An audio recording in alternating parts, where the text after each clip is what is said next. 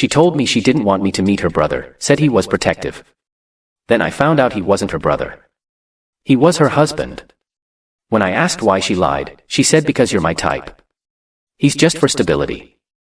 I sent him the screenshots, booked a flight and left a message on her bathroom mirror.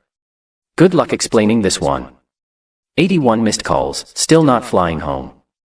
There's a special kind of emptiness that comes with discovering your entire relationship was built on a foundation of lies. It's not just the betrayal. It's the sudden realization that the person you've been sharing your life with never actually existed. I'm currently sitting in a beach bar in Cabo, watching the sunset while my phone continues to light up with calls and texts from a woman who, up until 3 days ago, I thought might be the one. Life has a twisted sense of humor sometimes. For background, I'm 33 and had been dating Vanessa, 31, for almost a year. We met at a friend's wedding in Portland where she was apparently visiting from Seattle. She was striking, tall, confident with this infectious laugh that made everyone around her smile. After spending the entire reception talking, I asked for a number and things progressed quickly from there. Since we both worked remotely, our relationship evolved into a comfortable rhythm of extended stays at each other's places. A week at mine in Portland, then I'd go to Seattle for a week or two. The distance was manageable, and we were already talking about eventually settling in one city. There was just one persistent oddity. Whenever I was at her apartment in Seattle, she had strange rules.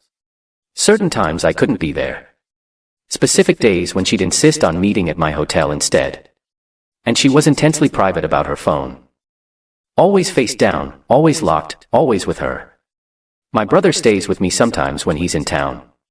She explained early on. He travels a lot for work, but he has a key and crashes at my place when he's in Seattle. Made sense. Siblings share spaces sometimes, but I never met this brother despite dating Vanessa for nearly a year. Mark's just really protective, she'd say whenever I suggested meeting him. Ever since our parents died, he's appointed himself my guardian. He's old-fashioned and would make things weird if he knew I was serious with someone. Another red flag I conveniently ignored.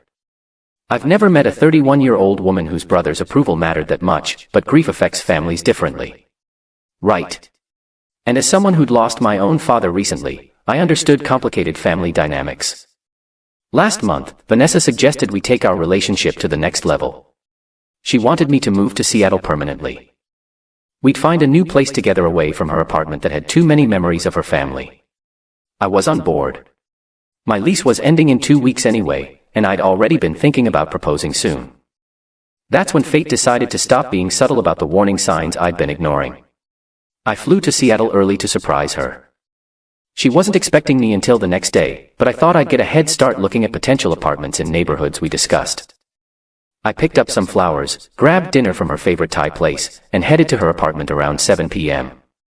As I approached her door, I heard laughter inside. Vanessa's distinctive laugh accompanied by a man's deeper chuckle. My first thought was innocent. Must be the elusive brother finally in town. I knocked. The laughter stopped abruptly. Hushed voices followed, then footsteps approaching. Vanessa opened the door just enough to show her face, looking genuinely shocked. Not the good kind of surprised, the caught red-handed kind. Ryan, what are you doing here? Her voice was higher than usual, strained. I held up the flowers and takeout bag. Thought I'd surprise you. Is this a bad time? She glanced behind her then back at me. My brother's here. Can you give me like an hour? Behind her, a man's voice called out, "Babe, who is it?" Babe. Not exactly brotherly. The look on my face must have said everything because Vanessa immediately tried damage control. Mark calls everyone that. It's his thing. Like an idiot, I almost believed her. Almost. But then a man appeared behind her, arm sliding casually around her waist, chin resting on her shoulder with the comfortable familiarity of long-term intimacy. Who's this? He asked, eyeing me with more curiosity than suspicion. He was nothing like I'd imagined her protective older brother would be. No resemblance to Vanessa whatsoever, and he was wearing a wedding ring. Vanessa froze. The man, Mark, apparently, sensed her tension and straightened up. Seriously, who is this guy? I found my voice somehow. I'm Ryan, Vanessa's boyfriend of almost a year. The transformation on his face would have been fascinating in any other context. Confusion, then shock, then a cold controlled anger. Boyfriend, he repeated flatly. He looked at Vanessa. Is this some kind of joke? She pushed him back into the apartment, then stepped outside, pulling the door almost closed behind her. Her composure was remarkable, like switching masks. Ryan, I can explain everything, but right now I need you to leave. This is complicated, and is he your husband? I interrupted, already knowing the answer. She hesitated just long enough. It's not what you think. I laughed, a hollow sound even to my own ears. It never is it? Is he your husband? Yes. She admitted finally. But we're separated, practically divorced. I was gonna tell you once it was finalized. The door yanked open again. Mark stood there, phone in hand. We're not separated, he said, voice dangerously calm. What the hell is going on, Vanessa? I should have left then. Should have walked away and let them deal with their implosion. But some masochistic part of me needed the full picture of exactly how thoroughly I'd been played. How long have you been married? I asked him directly. For years this October, he replied, watching his wife closely. We live in Chicago.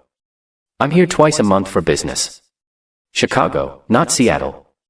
Everything clicked sickeningly into place. Her apartment was actually their pied-à-terre.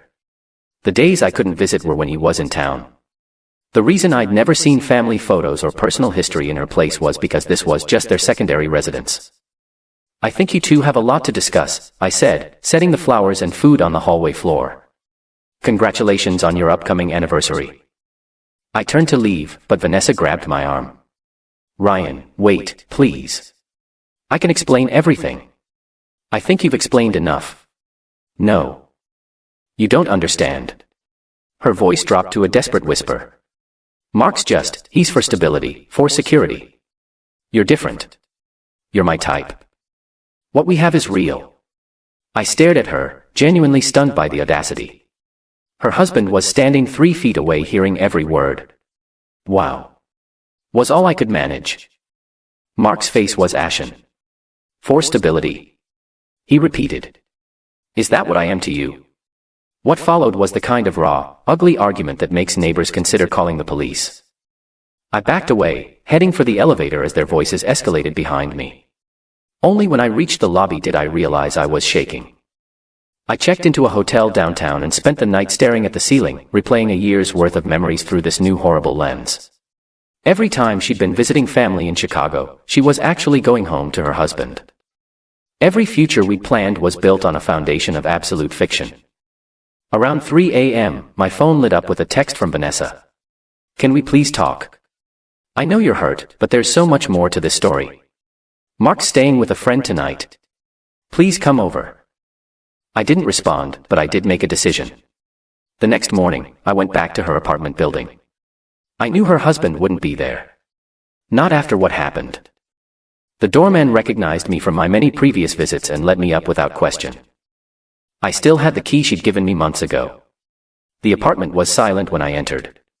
Vanessa was apparently out, probably searching for me at nearby hotels. I took my time collecting the few belongings I'd left there over the months. Then I sat down and wrote out everything she'd said the night before, verbatim. Mark's just for stability, for security. You're my type. I took a photo of the note, then headed to the master bathroom and used her lipstick to write on the mirror. Good luck explaining this one. Then I did the rational thing.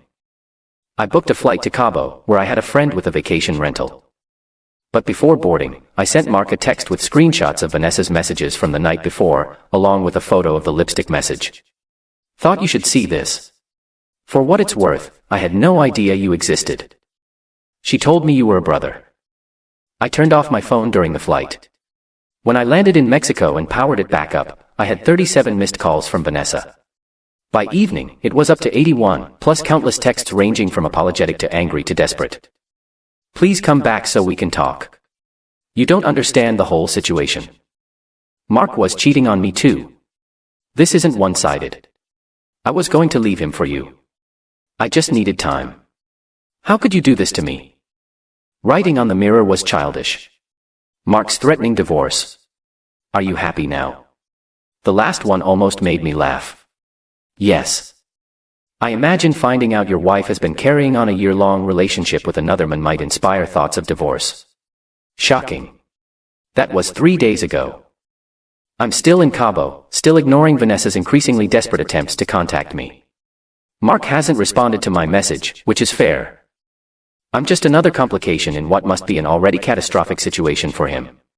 What's strangest is how calm I feel. There's pain, obviously. A year of my life invested in someone who never actually existed. Plans and dreams evaporated overnight, but mostly there's a weird sense of clarity.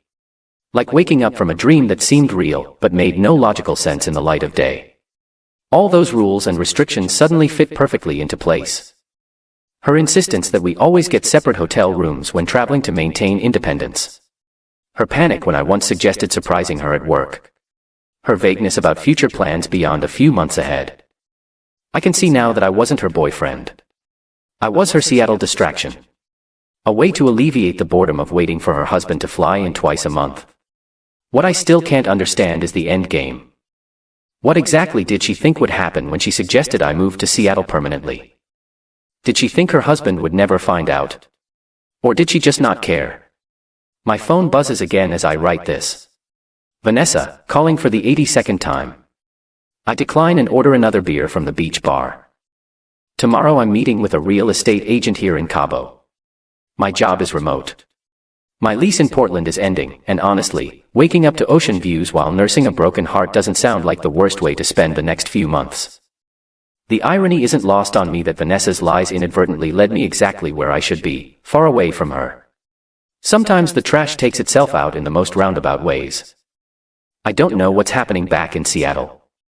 I don't know if Mark's divorcing her, if she's concocted some explanation to salvage her marriage, or if they've reached some new understanding.